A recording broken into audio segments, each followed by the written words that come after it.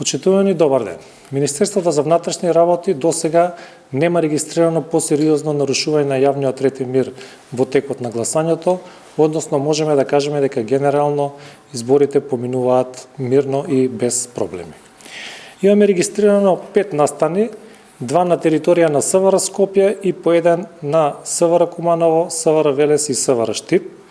Во Скопје имаме 2 настани и тоа на едно избирачко место еден гласач ги фрлил гласачките ливчиња затоа што не му било дозволена помош при гласањето од друго лице. Во вториот случај имаме излепени бројки на кандидат за градоначелник на Скопје на возила во близина на избирачко место.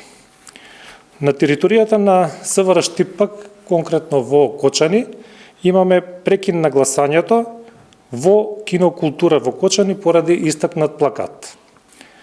На територија на СВР Куманово имаме пријава од председател на Општинска изборна комисија дека има агитирање на територија на Кратово, на избирачко место на територија на Кратово, а на територијата на СВР Велес имаме еден настан и тоа во 9:15 е пријавено дека жена, 61 годишна жена од Росоман, гласала, односно го остварила правото на глас, иако знаела дека е позитивна на коронавирус.